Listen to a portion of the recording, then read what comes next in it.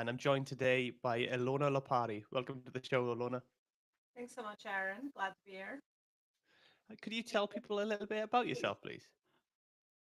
Yeah, so what I do is I help companies scale their purpose and profit so they can do more good in the world. And yeah, how did I get there? I'm an entrepreneur for 5 years now. 13 years I worked in a corporate environment, climbed the C-suite, um, chased the American dream, natively from Albania, moved to New York when I was 15. Thought that that would make me happy until I realized that that wasn't it. So went through, down a spiritual journey, personal development, trying to figure out other things that were connected to my purpose. And now I like to combine business leadership, which has always been my strengths, with some of the personal development stuff or spirituality, which is really helps you work with ease, build a business that's aligned with you, save time, do meaningful work in the world, but also live, your life with passion and meaning and fulfillment. That's quite interesting, actually. So, can you tell me when you kind of realized that the corporate definition of success wasn't really enough, and you had that kind of internal shift and wanted to pivot into entrepreneurship? Yeah, there was a moment in time where I actually got promoted to the C-suite level, and after some time, I had achieved a lot of the American dream stuff, which actually was instilled by my dad because he's the one that brought us here. So very early on, it's almost programmed with, because you got to be successful, achieve the American dream, get married, successful career, safety, get all the opportunities that were not available in my home country. So I had got married, I had my children, we bought a home, we had a dog, literally the white home with the 2.5 kids with a dog and white picket fence, and then this successful executive level career, which I obviously worked very hard to get there. I was getting promoted every couple of years in the company I worked for, which was a Fortune 500, until I had this insight that all the results on the outside, what people saw, and also what I saw logically with the mind, kind of just didn't really align with the way I was feeling inside. Um, because I started questioning that, is this all there is? I guess I had achieved what I thought I needed to achieve. Like, what else do I do with my life now? I started to like, I guess I had an identity crisis. I was looking for something else, other things that I wanted to do. And for the longest, I had praised myself. I had got praise from my parents, especially for achievements. So I always thought that I need to chase something, do something, be something, problem solve for somebody to be good enough and to be worth it. So a lot of those inner conflicts started to come up, and I could no longer ignore or distract myself with overworking or workaholism. And I already had a lot of problems with burnout, anxiety, almost at the verge of depression. I didn't get there, but I could have some mental health challenges as well. So it really, yeah, stopped me on my tracks to take a look at what's happening on the inside and not to worry so much about the outside results that I had received, but I was really not happy with. Yeah, Tony Robbins once said, "Success without failure is success without fulfillment. Sorry, is the ultimate failure." So, and I think that's kind of what I see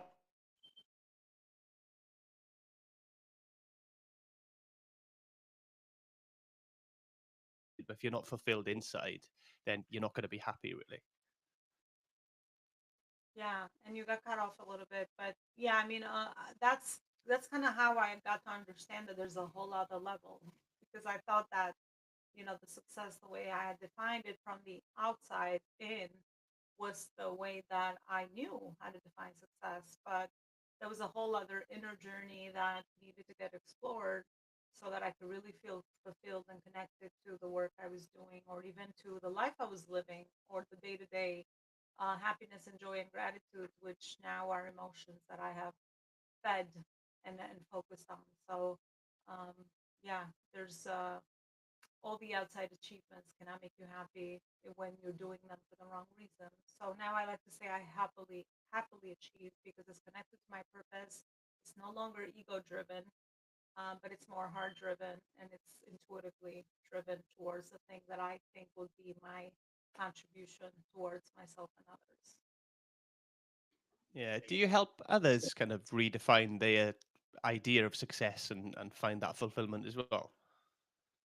Yeah, so my main work is focused on helping companies grow. So most of my clients come to me for the business growth, which is inconsistent cash flow or scaling issues. But 30% of the work usually ends up being some hard questions around the way that they are aligning with their visions or how they want to build their companies and how does that actually support their personal lives. Um, so we definitely have a lot of conversation around a lot of those deeper things. But then, most importantly, the other part is you do want to grow a business that is obviously success according to your own definition. But we want to make sure that also you're enjoying your life because we all know how entrepreneurship and building a business can really make you a slave to the clock, and you can never get out, and you don't enjoy other parts of your life which light you up as well. So, kind of just doing more of a prioritization, focusing on the right things, cleaning out, clarifying the visions, and then working backwards towards implementation. It's kind of the work that I do. Yeah, that's quite interesting actually, because I think it does make a difference when people kind of align with their purpose sort of thing, or their yeah, I guess purpose, what they want to achieve aligns with what they're actually doing. That's when you kind of have true success and true happiness, right? Do we have kind of practical strategies that people can use to achieve that? Yeah, I think the most important piece is spend time with themselves and ask them, clarify what is it they want to create in their lives, right? Because we all have gotten influenced and programmed by other people's desires of achievement or what success looks like. But taking the time to sit with yourself and figure out what that looks like for you or what do you want in this phase of life is really important because it's an exercise that's going to stop you, which happened actually voluntarily during COVID, right? We got our focus, we got less distracted, we got closed in. So a lot of us had to go within and realize our life and be like, well, is this the thing that I've been doing for years still the thing that I care about? And why am I doing it? So you start questioning things when you are taking the time to sit with yourself and figure a lot of those things out. And then once you have some clarity, you got to find the right resources and the right people around you to be able to make that happen. Because a lot of times, unfortunately, might not be people close to you, life relationships. Um, and with the hybrid world that we live in, now you can get into both environments, which is really cool. And you can find virtual communities that can support you in that vision that you have for yourself. And if obviously if you're an entrepreneur, you're always our focus is to grow our businesses. So finding the right resources to be able to do that, it's important. I work under timeless pillars, which is branding, marketing, sales, systems, and team. And then my unique, I guess, value proposition is that I help people connect all those pillars to their company. So you're not working just with the marketing or the sales or just branding or just the team. You're working all of it operationally together so that they're all working seamlessly under the big umbrella, which is your company. So everything works in flow and harmony. And obviously, you can scale and grow from there, saving people time and just focus energy around a million things that they can be disfocused with. We all know how that goes. Um, and yeah, that's kind of how I that's what I would share practical wise. I mean, for me, meditation and journaling has been the two methods that I still lean on to go in and figure out some of those old stories that no longer serve us or the fear or things that I might be needed to clean out or clarify wherever I am in the journey. But people have different channels. Some people are very creative. I think creativity is also another great channel to tap into. If you like to draw, if you like to sing, or if you like to do other hobbies, I think anywhere where you can just come out of the mind and go, into and focus in the flow, you start to get some of that clarity and awareness. Absolutely. It's important to get out of our own head sometime, isn't it? We kind of overthink, it gets really busy in there, and we need to kind of step away from that. However, we find a way to do that. For me, it's the gym. For other people, like you say, it might be drawing, might be coloring, it might be meditation. There's loads of different ways, right? Yeah. Absolutely. Everybody's got to find its own, but it's important to have these practices because we are human being, which is the hardest lesson I've had to learn because I was always praised for the doing. And I'm a left brain person, right? So I've always used my mind to make my decisions. So coming out on the other side and developing the other side of just being, and kind of using a lot of the right brain functions is important as well. Because again, when you just operate under one hemisphere, you just trying to control everything. You're a perfectionist, you're an overachiever, workaholic, all those things that hurt your health and your relationships and even just the juice and the joy and fulfillment of your life because then you're just always just doing one thing, not you're a human being, you got other things going on. So it's important to take a look at all of them, I find. I think. Yeah, it's important for people to kind of get that kind of peace and that balance for their life, really, and then you can kind of from there, and that this is just from my own personal experience, I've been able to kind of unpack my kind of my identity and my purpose from being able to do that because I've been able to disconnect a little bit and step away. I think when you're living in it and your head's constantly going and you're not finding that peace, it's really difficult to do that.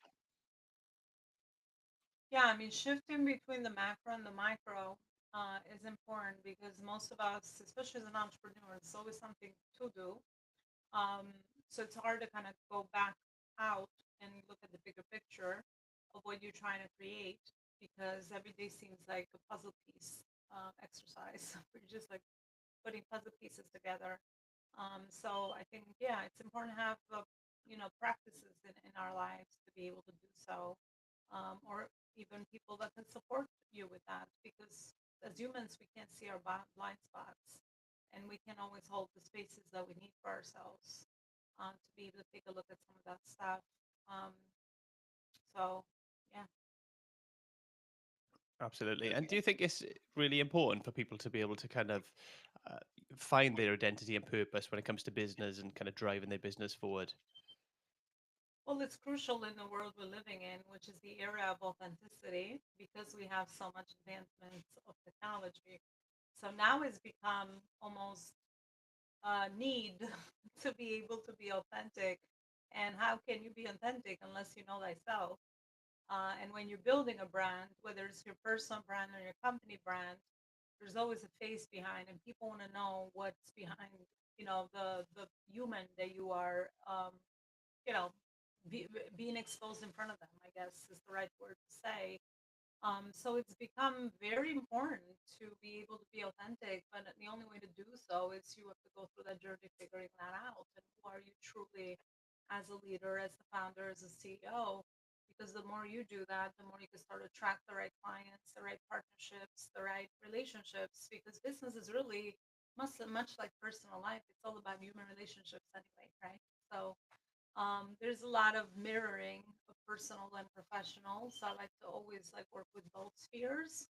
Um, but yeah, it's actually a need right now to be authentic. That's the way to stand out. That's the way to attract the right people that you want to work with or people that you want to partner with so that you are, fulfilled and you're not just, you know, um, attracting pain point clients or people that don't value you or don't appreciate what you're doing. And of course, also hinder their results because at the end of the day, a business must create amazing results. Otherwise, why would you? You can't survive. So I say in today's, environment, it's become a very important piece, which before we kind of been able to shy with it. Ilona, I completely agree with you. I found quite an interesting stat on the matter, to be honest. So, 79% of business leaders believe that purpose is kind of central to success, but only 34% have embedded it into their actual strategy. What do you think about that? Yes, I've seen that statistic live out in my day-to-day work. I think we are definitely moving on the other side where we have this in alignment, right? We love this word now. We all use it. Um, I wish there was a better word that comes up, but it's like harmony, right? Harmonize both. Where obviously, you are still focusing on your P&Ls and your numbers and the profit piece, which is important, but companies also realizing that this is the purpose piece is also very important. So I think those percentages should definitely be increasing as more information's out there, as the world has changed. Because even if as a leader, you don't want to operate under this new model, you're going to get left behind because you can't attract top talent. You're not going to attract the right quality clients because most businesses always strive for high quality clients, meaning clients that can pay them more, retention is important in all the areas and all of that. So if you don't make the shift, but back to what you said, it's not just something we just put on the wall and it's our we just recite it, in front of every team meeting, or we put it in our break room as our values, or whatever setup you have within your culture. It's embodying leadership goes first, always, right? I mean, just like parenting, if you're a parent, you lead by example. So the kids or your employees or your teams never do the thing that they say, that uh, never do the thing that they hear you say, but they do the thing that they see you do. So just embodying that as a leader, and you could tell when it's superficial in the way that, because people could smell through fakeness. I think we're becoming even more aware on that now, because a lot of us are more aware and education's out, and we could smell through BS, I say. So unless you are, leading under those values of care, compassion, and service towards, others, and kind of, you know, being very clear around what you stand for as a company, just beyond your service or your product. I think it's pretty much where we're going. So whether you want to resist it or you want to come on board, it's up to everybody. Because change management and resistance to change is usually a big, issue for companies. Status quo, staying in the status quo, but sometimes you will involuntarily have to change. But let's make the decision voluntary and conscious so that you can get ahead and be on the right trend, or the right track, I should say, with sort of where the world is going as well. Absolutely. It's more than just putting some pretty words on a mission statement or on the wall somewhere. You've got to actually bring it to life and put it into action, right? And that does start at the top. Um, and people need to see you doing it and see you showing the values that you believe in so that they can kind of buy into it. It is very much like you said about the children. They definitely do what they see you do and not what you tell them to do. 90% of my learning, or the values my family's instilled in me, is from the things I've observed. So it's the same, with companies, because it's still a little family made of people, or a community made out of people, and that's how we learn and grow amongst those kind of environments, by role modeling and leading by example. Yeah, and having that kind of values instilled in the actual company and the way that you operate as well will actually attract better employees as well. I seen another statistic actually that 75% of millennials would take a pay cut to go and work for a socially responsible company.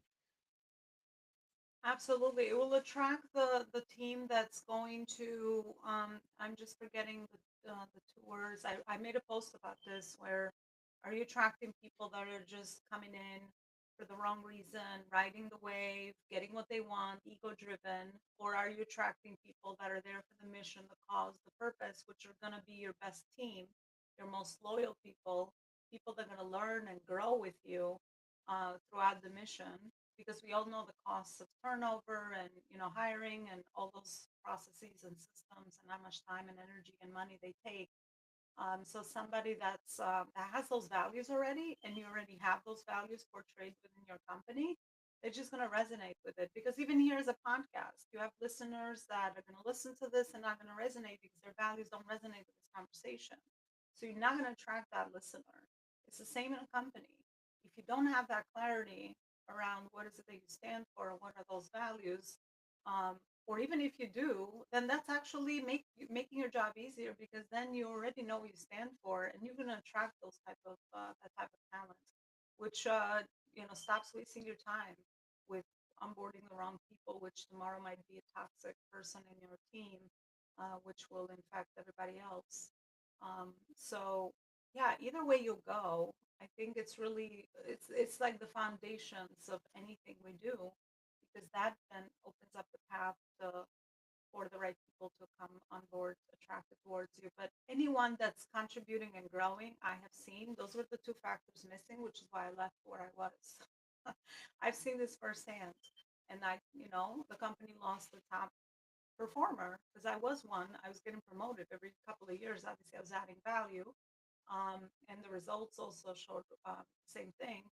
Um, but yeah, unless you understand how to do that, you're going to attract people that are just riding the wave for a little amount of time because they're in there for their own personal reason more than why they do what they do. So it's going to be hard to get them on board um, to sustain them long term. Absolutely. If people are not kind of on board with the purpose and the vision and kind of direction the company's going in, then soon as a bigger paycheck comes in, or like the statistic suggests, a job that meets their purpose, they'll be out the door. That's right. And they will be doing the same thing, hopping everywhere. So until they realize that, what is it that they actually want? Because obviously you can work with a team. When I worked with in the HR space with a company, the Fortune 500 company, I realized 80% of HR and people is about their personal goals, right? Because a lot of times even your team doesn't know what they want. So working on some of that personal stuff really helps them clarify whether maybe this is a good fit or not. So then you're making a decision ahead of time without wasting years of investment in other ways. So people need that support too. So I like to help them implement this in their onboarding for their teams. Because again, if you could be more proactive in the process, then you don't have to worry about the problems that might arise later. Do you think a lot of them are concerned to make the switch because they're worried about if if they go more purpose driven as a company or as a leader, that might affect the bottom line, the financials and that kind of stuff? Maybe short term, if you're not making obviously a power hungry decision or a profit driven decision that's just going to benefit you, profit wise. In the short term, you might make more money and you might increase your numbers. But if you're in it for the long haul, it's all going to even out where you're obviously going to make even more profit by being purpose driven. So it's really about the outlook of the leader, whether you like a fast results, just like most most humans want nowadays, or are you in this for the long term and you really believe in it? Because even statistics show that when the second is available, um, you will absolutely make it more profits than you're able could have made if you just made those very short term decisions or a higher ROI. Not to mention all the other effects that we just mentioned, a few effects here of the negative results that happen or the negative outcome that happens. But over the long haul, it will definitely help you become even more successful and sustain the company that you are operating under. The problem is most people like to take shortcuts rather than, wait some stuff out long term. But I think if you work, strategically, you can do both for sure nowadays because there's so many channels to be able to do so. And plus, behaviors have changed. People do want to invest with a company that is also making a difference. So it will increase your sales. It will increase your trust in the marketplace. So yes, you will have immediate ROI for sure, but you do have to be strategic in the way you align purpose with your numbers as well. It's not just woo woo stuff. Obviously, it's got to connect to the sales and to your metrics for sure, so that you have your eye on both things. How would you kind of help somebody move from being a kind of a more traditional old school kind of manager into more of a visionary leader or a a leader who's following the purpose? How would you kind of help those transition? I mean, old school just means like comfort zone, right? They're just in a comfort zone. So I think that's kind of what that meant to me as I heard you say it. But that's about it. I mean, it's got to be important to them, right? So it's not about me. It's got to be important to them. They're the ones that are identifying that they have a pain point or they're looking for more sales or cash flow or they look at the scale and they don't necessarily have the right resources in place, or maybe they're working a million hours a day. So it really shows up as pain points. And then we always listen to our pain points or the problems we have more than, the positive stuff, or like I wish I could be here or there. It's a very low percent of people that operate under, um, the second part. So it has showed up to them as a problem first. That's why they're seeking help, and they probably tried a lot of things, and they're not where they want to be. So it kind of forces you to move out of your comfort zone and learn new ways, new skills, new channels, update yourself on technology, update yourself on what are some other things that you can do. Because if you just stay stuck in that, you will not survive. So this is the biggest eye opening there ever is. Either you evolve or you die. What is the choice that you want to make? So, it's kind of clear. And then, people usually choose to evolve. Um, Sometimes it's out of fear, right? Because I don't want to, my comedy struggle, it's could be their livelihood. So, unfortunately, fear motivates people more than just positivity and like achievement or what I could potentially be. Uh, we still are operating in this world, so it's the problems that motivate them, honestly. Yeah, I think that's been proven as well, hasn't it, in scientific studies that actually a negative event affects us mentally a lot more than a positive. So a negative effect will really, really affect us, whereas a positive one will just give us a minor boost in comparison. Yeah, absolutely stays with us. Psychology. I got my master's in neuroscience, and we study the brain. It leaves us, longer effects, and you can be having 10 wins for the day, but if you just have one thing that maybe didn't go your way, you can get really down on that, which is why focus and mindset is really important. And for you to focus on the gratitude and the continuous progress you're making, and the journey rather than the big wins or the big failures that happen, and treating failures like lessons is important as well, because they really are stepping stones that are teaching you something. And I have seen that, growth always comes from the hard part and the pain, mostly. So just it's all embracing it and looking at it with a positive outlook. And every day is a new day. So take the next step tomorrow and learn to rest, not to quit. I mean, it's been something that I have consoled myself many, many nights where, I am human too. I've gone through my trials and errors. But I say, let me just rest. And tomorrow I'll have a fresh outlook, and whatever comes up, there's always a new day. And sometimes that space really helps, because we always get into those loops of trying to solve the problem with survival emotions, and it's never a really good idea. You're probably making tons of mistakes under those states. So just stay patient and ride the wave and feel the feelings. It's been my hardest part. Feel my feelings of negative feelings that come up, learn how to process them, and then tomorrow's a new day. Go at it again. Absolutely, it's crucial that we don't just quit all the time, because we're going to have ups and downs. We're going to have difficult times, and we need to kind of find that way, like you do, to maybe just take a step back and reattack it when when you've dealt with the negative emotions and when you're feeling a bit more capable to step in and do what you need to do. Yeah, we say the bigger the vision, the deeper the dips. So this is not for the faint of heart, especially if you're someone that is, feels that they're always going towards something. It's just part of the journey.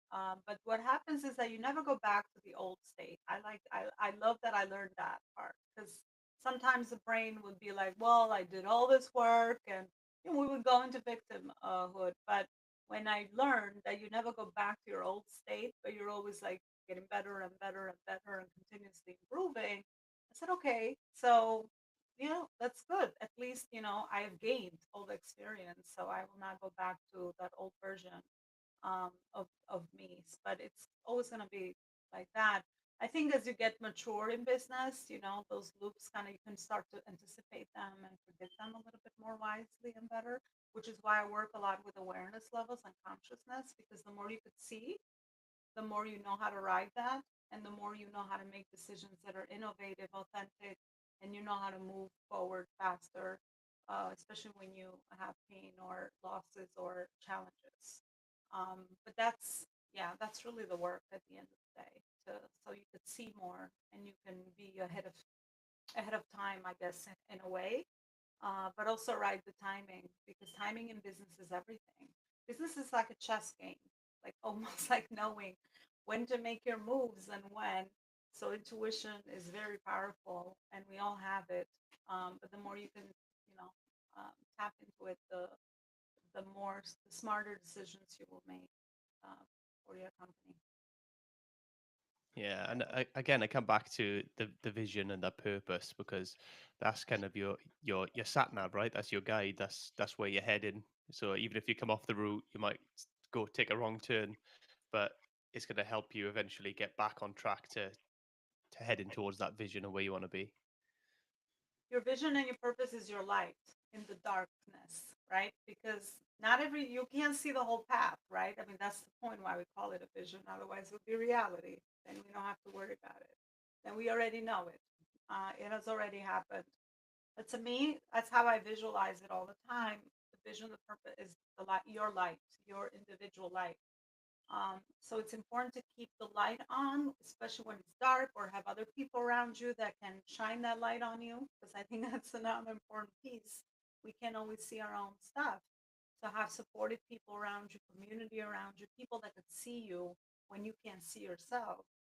And when you can see your own light is all the process of becoming and really being aligned with that. But that's kind of how I see vision and purpose. It's like your guiding light, and then you have that, and then when it gets dark you at least have seen it, so you'll become, you'll stay in the journey, and you'll overcome whatever needs to be overcame because you already have the light and the light is guiding you, and you can feel it and you can hear it and you know it's your light, so you're always almost like chasing and keeping yourself grounded to get to that thing. So yeah, it's kind of how I see it. I see it as our light, and we all have a unique purpose and mission here on earth, right? So our light shines different from others.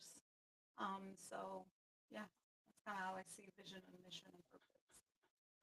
Yeah, it's great. And ultimately, a Harvard Business Review found that companies that do have a clear, defined purpose, they outperform the market by kind of 5 to 7% annually. So it shows that it's effective as well. Yeah, the numbers show it, the results show it, the environment is obviously dictating for it. So um, yeah, I don't know if we need to make a better case for why purpose, putting purpose first and profits. Well, I don't say putting it first or second because I don't believe in order or hierarchy sort of thing, but it's more like getting aligning them together, right? Putting them together in harmony. And not every obviously day is going to be like that, just like personal life. Not every day you feel like, okay, I'm really making progress towards the most important thing. Some days you feel like you're, shitting on something and something's going well and something's not going well. It's all part of the experience, right? Companies can feel the same. Sometimes it can feel like things are being destroyed before they actually come into alignment, right? And I see company growth just like personal growth. Sometimes you have to go through chaos to get on the other side and break through. And companies have the same processes and cycles because what is a company anyway? At the end of the day, just a collective of humans and just processes so that you can, serve more humans, whether it's a product or a service. So, looking at it that simply, everybody goes through same growth cycles, really. Yeah, it's about maximizing like the impact of your purpose and profit, right, for companies because they want both. Ultimately, a company's there to make money, but then you're also there to serve people, and you have people work for you. So it's important that they get that balance right. Yeah, and I mean, the companies that win or innovative are always the ones that are adding the most value, but that's still very purpose driven because you're continuously improving what you can do, right? And you're very self led. You're led towards your client, you're led towards the results that you're able to provide. So as long as your focus is on the person you're serving, you'll be okay always. And you'll connect it to the results that they're receiving. So this doesn't have to be something that's fabricated also. I think it's a combination between your own purpose, but also the people you serve. There's like a combo here. It's not just you're not working alone. You're always working with other humans. So I think it's important to understand that that's why your purpose evolves. And a lot of I'm not what I thought where I thought I would be now. It's not exactly not what I had visioned for my life, right? Because we only create under our own limiting, um, mindsets and limited visions and our pain and all of that. So it's smarter to create with others because then you are meeting your market needs, you're innovating with others, you are improving, you're receiving feedback, right? So I believe that evolution and that collaboration is necessary, and you adapting as a company is also very necessary, and being agile, which we're seeing in today's tough economic environment, is something that is really important. But I never been a person to create on my own. I have my own, obviously, times where I do my clarity work and all of that. But to me, it's like I got to get fed with my clients, with the people that I serve. Otherwise, I just, I just don't know what would be the right next step. So I think it's always a combination. And the companies that listen to their customers are always going to be the ones and that add massive value. Back to Tony Robbins, are always going to be the ones that are not only going to survive but thrive and always be innovative no matter what circumstances affect them. Yeah, you talk about kind of talking to your customers and serving your customers. So, how important is kind of community building when it comes to purpose-driven business? It's tied very closely with the purpose part, because again, you are, always working with other humans and human relationships. So that's why community is important, where community is usually united towards a common set of values, a vision, and a mission, because people come together because they resonate with those three main factors. And that's how a community is formed.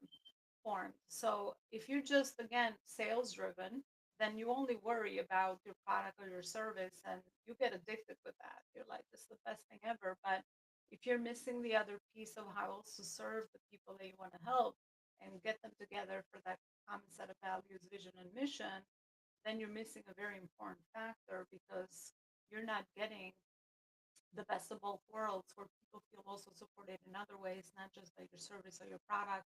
Because as humans, we just don't have the need to solve our problem. We have the need to connect with other people, right? So it goes back to psychology of kind of what we want. We want to belong.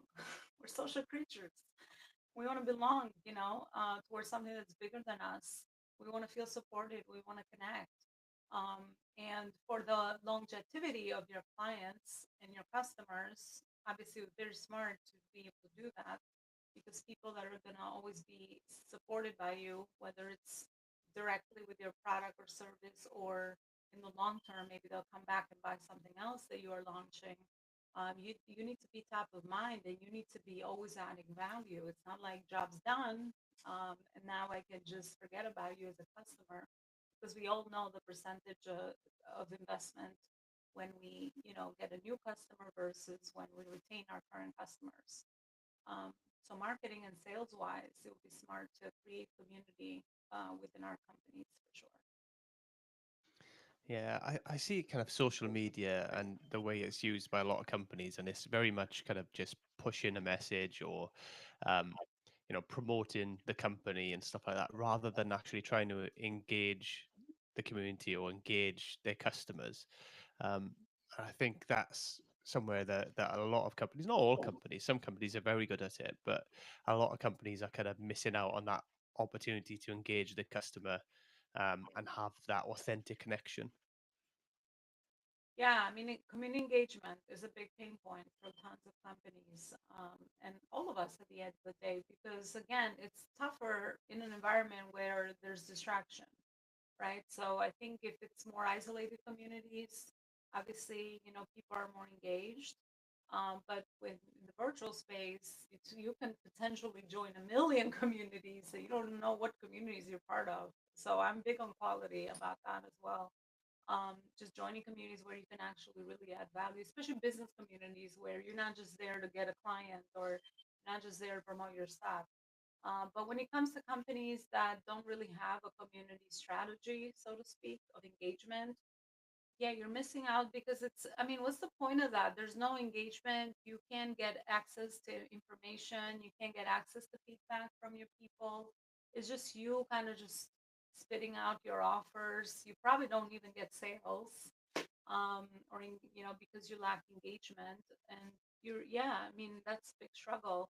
So there's always things that we could talk about to increase engagement. But to me, what I've seen is being really in tune with what are the problems that that community is encountering and meeting people where they are and always having their best interest in mind and being of service at all times.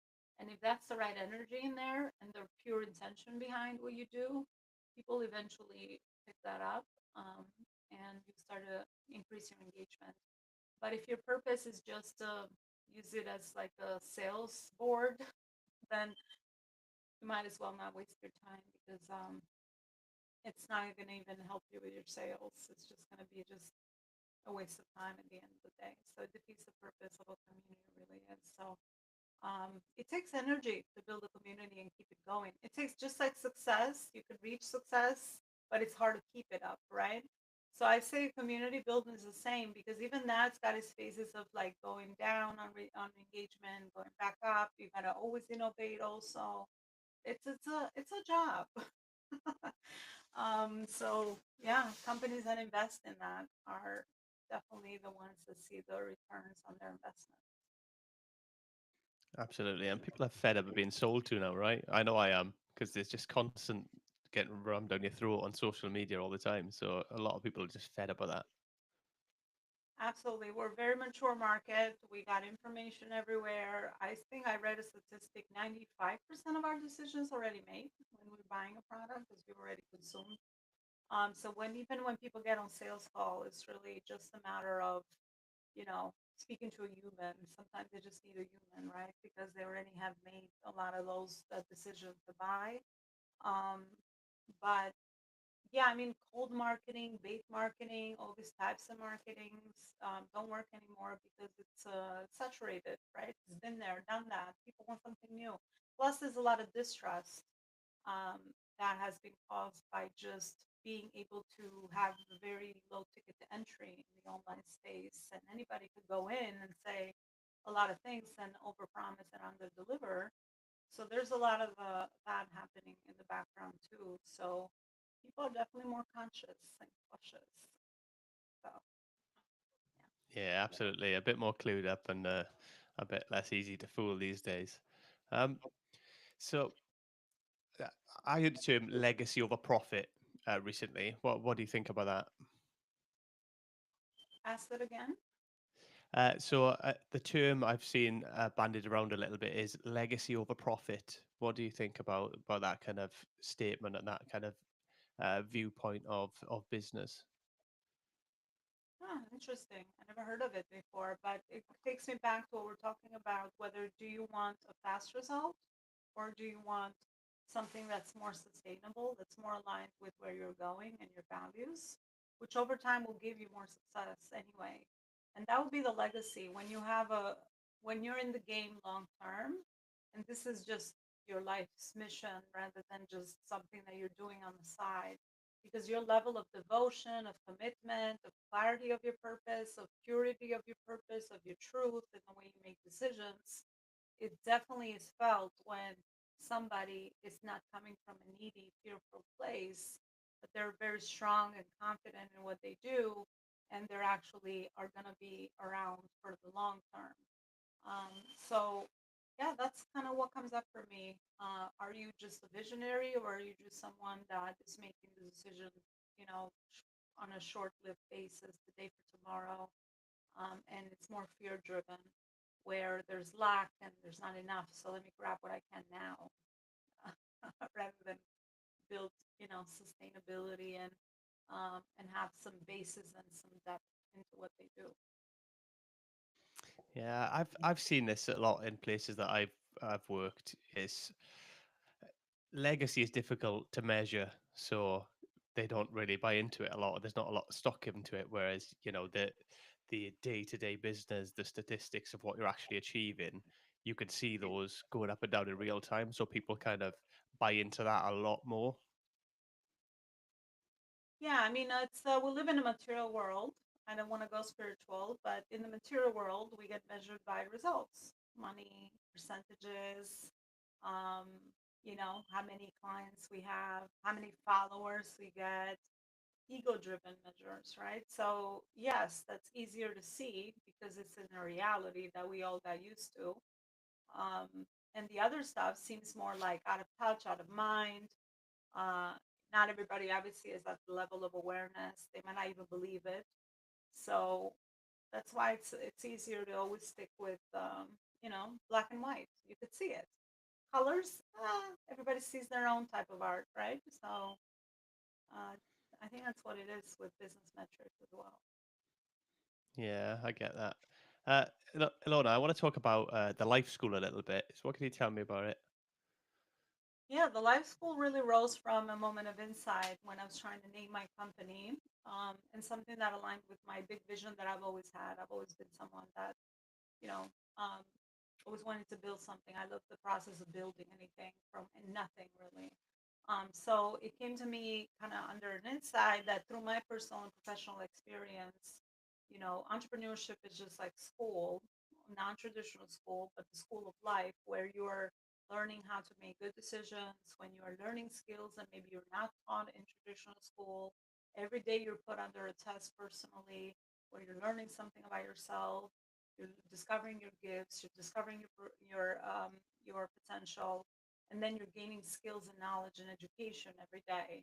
So it just came to me that I would call it the life school, and every day we're the student, and every day we're learning and growing, and we're a life student, because the school of hard knocks always teaches you the best lessons. So it just, and I also didn't want to brand it just for business because my vision's always been more holistic. I have never been someone that just believes in just, one thing. I believe we're a human being and we have other areas that we care about. And when we build a business, it's because we want to have more freedom, we want to have better health, better relationships, better wealth. So it's all these other areas that come into play. And the life school just sit very well with me. And plus, I'm into the logo is a tree because I always believe the individual is the trunk of the tree, the base. And then once you discover your authentic self and you stay within your own, strong base, and you're always working to figure out what that is, then everything else, the leaps or everything else is going to come towards you to help you grow and realize your potential. And entrepreneurship is the best for that because there's no limit to your growth unless you choose to stop. So that's how we connected for me, and I came up with it. I like that. And yeah, you're right on a lot of that stuff as well. Because Carl Jung once said, the privilege of a lifetime is to become who we truly are. So, and that is, what you're doing, you're helping people become who they truly are, not only supporting them with business, but life and stuff as well. So that's brilliant. One of the things I worry about with entrepreneurs and people who start businesses is that they sacrifice their personal lives a lot for their business. How do you kind of help people with that? Yeah.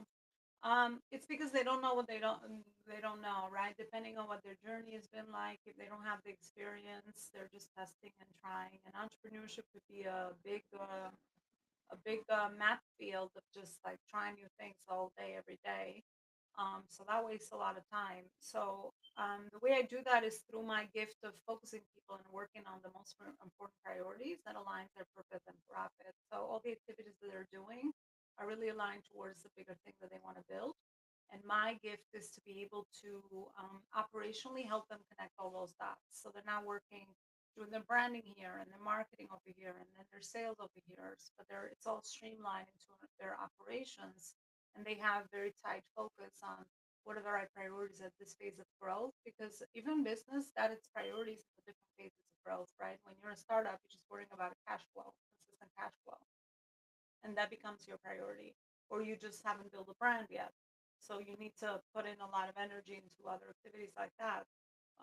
And then when you're more at scale, you're just working to streamline your company, remove yourself from a lot of processes, systematize a lot of processes, hire people, create automation systems, things like that. So your focuses change at the different phases and stages of growth. And my gift, I usually work with 0 to 10 million, and I've had the experience to be able to see all the cycles under those revenue models. So I'm able to very quickly pick up what are the gaps and what are some of the priorities that we could tweak so that we're working smart and not hard, eliminating a lot of time wasted, focusing people where they feel better about building their business. Because as humans, when we know we're doing a lot of different things and we're frustrated, but we don't have a map and we don't know what's happening, it keeps us very frustrated. And most people just get discouraged or they just procrastinate or just, it takes them longer to do the thing that they want. But when people are focused and they're seeing the return on their investment, the return of the fruits of their labor, um, they are willing to stay the ground and do the work that's necessary to implement to get the results they're looking for. Yeah, I think it helps when you can have that kind of level of confidence when you're seeing some sort of result, some sort of fruit for your labor, because it can be demoralizing if you're just a little bit lost, especially as an entrepreneur. If you're a solopreneur, maybe starting out, when you have to do everything yourself, it must be really difficult to kind of stay on top. Well, I know it's really difficult to stay on top of all that stuff. I mean, most of us, I don't say all of us, because you can have, a legacy, like a company, given to you by legacy or whatever. But I mean, I started solopreneuring. Most entrepreneurs are solopreneurs. And those are the levels and stages of growth: solopreneurship, entrepreneurship, and then CEO when you have a more structured company.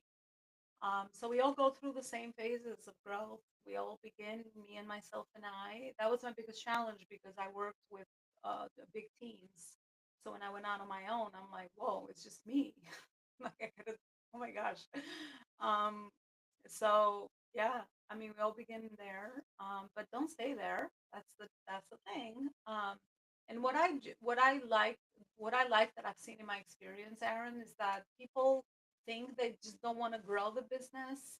But once they understand what it takes and they remove a lot of the wrong reason why they want to keep their business small and what's keeping them small, most people do want to realize their purpose and they want to help other people, right? So I've seen that most people do want to grow healthy, sustainable companies in their own ways. Obviously, you could choose a million business models, right? There's no one type.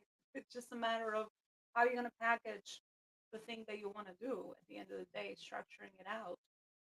Because everything, obviously, even business, somebody called it a business because it could be a very wide journey of business, can be anything. But then we created some structures around it, like there's marketing and there's like, sales and right. So we need to structure things so that obviously we can be able to sustain them and also make sense of the world and the way other people know about it. Because in business, you're not alone, you're always helping other people.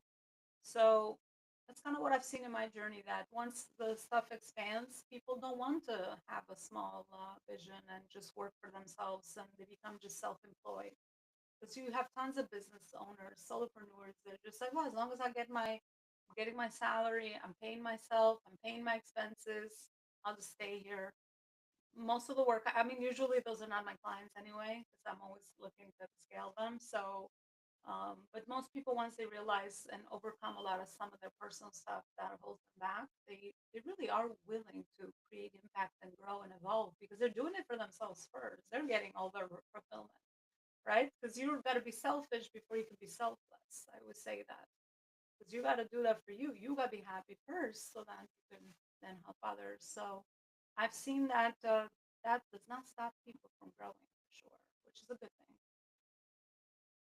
Absolutely. And I think when people realize that they can kind of scale, especially with the tools that are available now, you can scale your business a lot easier than you could maybe 10, 20 years ago. Absolutely. we live in a blessed time. Obviously, with every opportunity comes the challenges. So there's so many ways, and we're overwhelmed and all of that. But I mean, all the channels that we have available today, but before it was brick and mortar businesses, door to door. Like you can only reach a certain amount of people because that's how much you bought, like capacity you have as a human. Um, but with the way that we can reach people today, it's amazing. Um, but that again comes with its blessings and challenges as well. Absolutely. Ilona, if people want to get in touch with you or they want to work with you, where can they find you? Yeah, they can find me on my website. It's almost like my home or my hub, elonalaparrycoaching.com. And I have a few resources on there that you can tap into, whether it's that's the purpose side or the company scaling side, like what are the pillars to build a self-led company that they can leave it as a legacy exit from or use it as a philanthropy channel. Usually those are the three reasons why people come to me or the main purpose of why they want to do what they want to do. So they'll find resources on there. It's at, yeah, alonatheparrycoaching.com, or at least just get connected beyond this conversation. No problem. I'll make sure I drop a link in the show notes as well to make it easy for people to find you and get in touch with you and stuff. Are you on social media as well? Everywhere. Yes. Cool. No worries. And it should be easy for people to find you these days. Ilona, before we kind of wrap this up, do you have any final thoughts or messages that you want to leave people with? Yeah, pay attention to your life. This has become even more important now as I guess I've matured through the journey of entrepreneurship, through my experience of I guess 20 years in the space. Follow your light, um, because if you follow that light back to what we're talking about before, it's always going to lead you in the right step. That's the right one for you in business and life usually. And that's really, you'll feel good about it and you'll feel fulfilled because it's part of your own authentic journey. And yeah, pay attention to that. Things that you are attracted to, things that light you up. What excites you? This is my new question that I'm always asking myself. What is exciting me? And I usually don't make decisions anymore around I must do this, results driven, goal driven, which are all important things, but there's better ways to be able to get to that other side. So just asking yourself what excites me most and getting into a habit of programming ourselves the other way now. I find like we gotta like program ourselves on the other end because most of ours were not really even programmed that way. It's really gonna start to lead you into things that give you joy and just follow that. It's like breadcrumbs, it's puzzle pieces. People call it many things. Just connect your own dots in the journey and just yeah, get education. You don't know what you don't know. Always be a life student, always be learning and growing, and always your professional success will always be aligned with your personal success because you will take yourself everywhere. You'll take yourself in your business, in your family, in your, relationships everywhere. So I'm a big believer in investing in yourself. That's the best investments I've ever made that I'll never regret. Me too. I think that's great advice. Ilona, thank you so much for taking the time to speak to us today. My pleasure. Thanks for having me. Thank you. Take care.